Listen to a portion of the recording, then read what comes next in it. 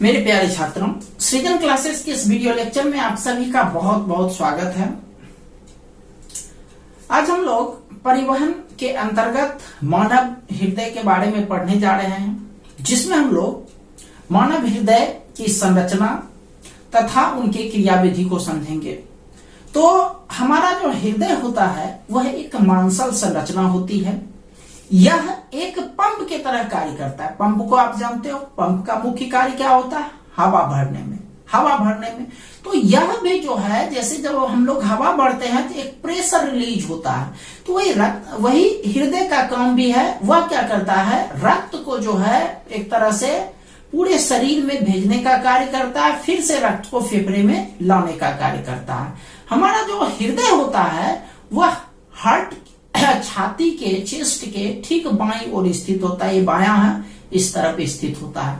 तो उस हृदय में 4 चैम्बर्स होते हैं, यानी एक तरह से 4 पार्ट हो गया। 4 पार्ट का क्या मतलब? जैसे वृत्त हो गया, एक वृत्त में जो है बीचों बीच 2 लाइन खींच दी है, एक ऊपर एक बीच से, इस तरह से, तो वो 4 हिस्सा हो गया। उसी तरह से हमारे हृदय में भी 4 चैम्बर्स होते हैं। तो ऊपरी भाग और निचला भाग, एक तो ऊपरी भाग और एक निचला भाग, ये 2 हो गया। फिर उसको 2 हिस्सा में बांट दिए, 4 हिस्सा हो गया। तो ऊपरी भाग को हम लोग आलिंद कहते हैं और निचली भाग को निलय कहते हैं। ठीक है, तो देखते हैं।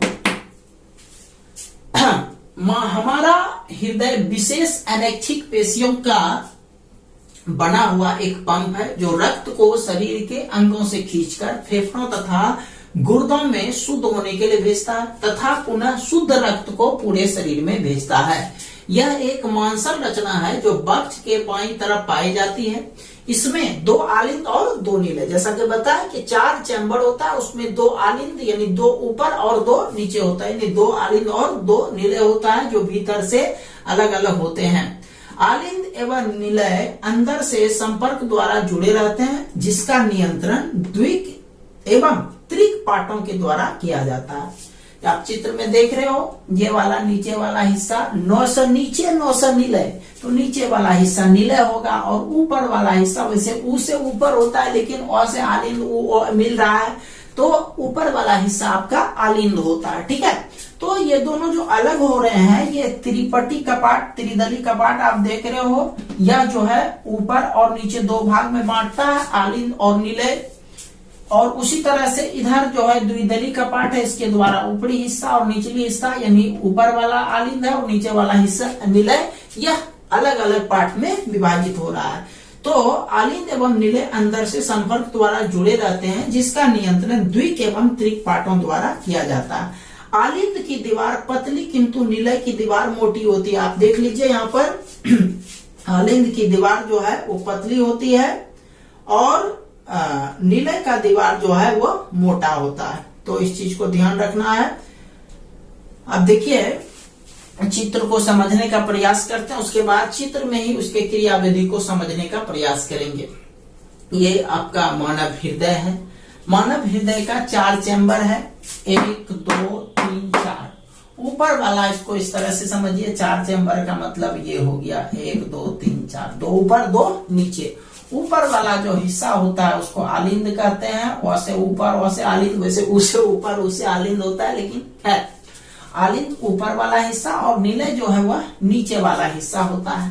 तो इधर वाला साइड जो है, ये वाला साइड दायां आलिंद, दायां हिस्सा हो गया, उधर वाला बायां भाग हो गया।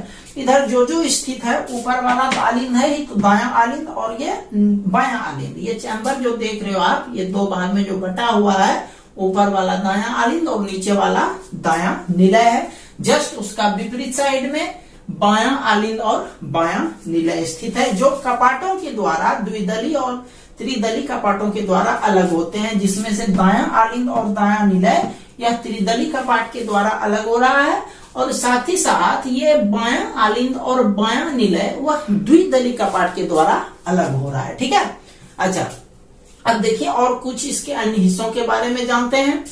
ये जो बीच वाला हिस्सा आप देख रहे हो, एक तरह से पूरा हृदय, ये जो बीचों बीच वाला भाग है, 2 भाग में जो बांट रहा है, इस भाग को हम लोग भित्ति कहते हैं। क्या कहते हैं? भित्ति कहते हैं। अच्छा, ये 2 भाग जो है, यह अग्र एक अग्र महाशिरा और एक पश्चिम महाशिरा। अग्र माना अगला, पश्चिम माना पिछला, एक तरह से बाद वाला। ये अग्र महाशिरा, ये पश्चिम महाशिरा है। अब उधर चलते हैं दूसरे साइड। ये वाला जो इस तरह से चंद्रमा आकार का आप देख रहे हैं, ये है अर्ध चंद्राकार कपाट। उसके बाद ये दो जो सिरा आप देख रहे हो निकला हुआ, इसको फुफ्फुस सिरा कहते हैं। ये फुफ्फुस धमनी हुआ और ये महाधमनी हुआ, और बाकी तो आप देख ही चुके हैं। अब जरा सा इसके क्रियाकलापों पर डिस्कस करते हैं कि ये हमारा जो हृदय है वह कैसे कार्य करता है। अब देखिए, हमारा हृदय में जो है रक्त के कारण ही एक तरह से हमारे अंदर एनर्जी आता है। तो रक्त जो है, रक्त का संचार, मुख्य रूप से जो इसका काम है वह रक्त को पूरे शरीर में फैलाने का काम है। एक तरह से पंप है ये। पंप यानी प्रेशर बनाएगा तब वह पूरे शरीर में जाएगा।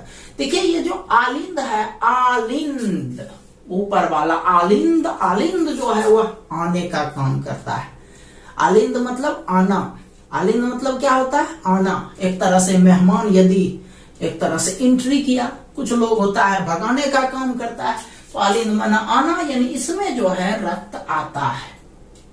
ऊपर वाला हिस्सा में रक्त आता है और नौ से नीले, नौ से निकालना या निकालने का काम करता है। अब निकालने का काम कहाँ कहाँ करता है उस पर हम लोग डिस्कस करते हैं। बट इन शॉर्ट आप एज ए ट्रिक याद कर सकते हो। आमना आलिंद यानी आमना आना, ये आना यानी इस दोनों हिस्सा में रक्त आता है और जैसे निलय में पहुंचता है, निलय जो है उसको निकाल देता है, यानी एक तरह से दूसरे हिस्सा में भेज देता है। ठीक है, चलिए देखते हैं। ये जो निलय है, निलय में एक तरह से प्रेशर होता है, तो यह प्रेशर के द्वारा शरीर के विभिन्न हिस्सों में रक्त को भेजता है। अब कैसे आता है, कैसे जाता है, उस पर डिस्कस करते हैं। देखिए, पहले जो है शरीर के जो अशुद्ध रक्त होते हैं या शरीर में जो रक्त होते हैं वह पश्चिम महाशिरा और अग्र महाशिरा के रास्ते वह एंट्री करता है। सबसे पहले कहाँ एंट्री करता है? देख लो आप, रक्त का ये रास्ता आप देख रहे हो, यहां से तीर इस तरह से लगा हुआ है, तो समझ जाओ कि रक्त यहां से घुस रहा है, एंट्री कर रहा है। किसमें? सबसे पहले दायां आलिंद में रक्त आया, पूरे शरीर से रक्त आया। अब देखिए, जो आप कपाट देख रहे हैं इस तरह का, ये एक तरह से आप समझ लीजिए कि छिद्र होता है जो नीचे की तरफ ही आने देता है, यानी रक्त जो है इसके थ्रू नीचे आता है। और जैसे नीचे आता है, ये जो निलय होता है वो निकालने का काम करता है। इसमें बहुत तेजी से प्रेशर करता है और यह जो है यहां से इसका रास्ता देखिए, ये इस तरह से रास्ता है, इस तरह से ऐसे होते हुए, ये ऐसे होते हुए कैसे भी है, ये फुफ्फुस धमनी यानी एक तरह से फुफ्फुस माना फेफड़ा, फेफड़ा में पहुंचाता है। तो यहां से समझ में आया कि रक्त जो है महाशिरा चाहे अग्र और पश्च दोनों से वह दायां आलिंद में पहुंचता है, दायां आलिंद से दायां निलय में पहुंचता है और उसके बाद दायां निलय से वह बाहर निकलते हुए फुफ्फुस यानी फेफड़ा में पहुंचता है। इसका ये भाग भी है, ये भाग भी है, दोनों फुफ्फुस यानी फेफड़ा है, फुफ्फुस धमनी बोलते हैं उसको। तो उससे वहां पहुंचता है। उसके बाद वहां से क्या होता है? फुफ्फुस धमनी से देखिए, ये रक्त को रिलीज करने का तरीका को बोले ना, नौ से निलय, नौ से निकालना, तो यहां से बाहर निकलता है, तो बाहर निकालता है यानी फुफ्फुस धमनी होते हुए बाहर निकलता है। फिर यह इधर देखिए, ये एंट्री वाला साइन आपको दिया हुआ है, अंदर एंट्री करता है। तो फिर चूंकि ये जो है सिरा से ही वह घुसना शुरू करेगा, तो यहाँ पर फुफ्फुस धमनी फुफ्फुस सिरा आप देख रहे हैं, फुफ्फुस सिरा के रास्ते से जो यह रक्त पहुंचा था वह फिर से हार्ट के अंदर एंट्री करता है। एक बार फिर से हम डिस्कस करते हैं कैसे कैसे रास्ता था। सबसे पहले अग्र महाशिरा और पश्चिम महाशिरा से होते हुए रक्त दायां आलिंद में आया, दायां आलिंद से फिर दायां निलय में आया, दायां निलय से फिर फुफ्फुस यानी फेफड़ा में आया, फुफ्फुस धमनी में आया, फिर वहां से जो है फुफ्फुस सिरा से होते हुए फिर से दायां आलिंद में बायां आलिंद में प्रवेश किया। ठीक है, उधर वाला बायां आलिंद है उसमें रक्त प्रवेश किया। फिर वहां से ये होते हुए द्विदली कपाट से होते हुए बायां निलय में आया, तो बायां आलिंद से बायां निलय, और बायां निलय प्रेशर रिलीज करता है। तो यह प्रेशर रिलीज, इसका रास्ता देखिए कैसे है, इस तरह से यह रास्ता है, ये इस तरह से इसका रास्ता है,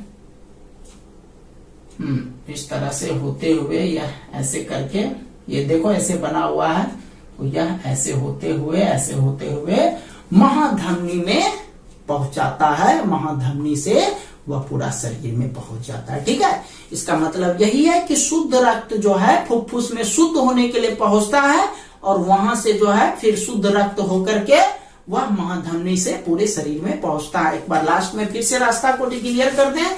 सबसे पहले अग्र महाशिरा और पश्च महाशिरा से होते हुए शरीर रक्त दायां आलिंद में आता है, दायां आलिंद से दायां निलय में आता है, दायां निलय से फेफड़ा में आता है, फेफड़ा से फिर से वापस फुफ्फुस शिरा से होते हुए बायां आलिंद में आता है, बायां आलिंद से होते हुए बायां निलय में जाता है और फिर से बायां निलय से होते हुए वह महाधमनी में पहुंचता है और महाधमनी से पूरे शरीर में पहुंचता है। इस प्रकार आप देख सकते हैं कि आलिंद और निलय से एक तरह से 2 बार जो है रक्त का आना जाना होता है कि नहीं।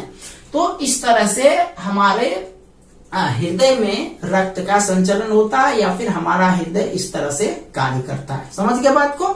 चलिए इसका एक स्क्रीनशॉट ले लीजिए अच्छे से। एग्जाम के व्यू से हार्ट जो है बहुत ही इंपॉर्टेंट पार्ट है, इसको आप लोग अच्छा से चित्र बना लीजिएगा और इसका जो कार्य विधि आपको समझा है उसको जो है अच्छे से एक नोट्स बना लीजिएगा। ठीक है, तो आज इतना ही, मिलते हैं हम लोग कल एक नए वीडियो लेक्चर के साथ। तब तक के लिए आप सभी का बहुत बहुत धन्यवाद।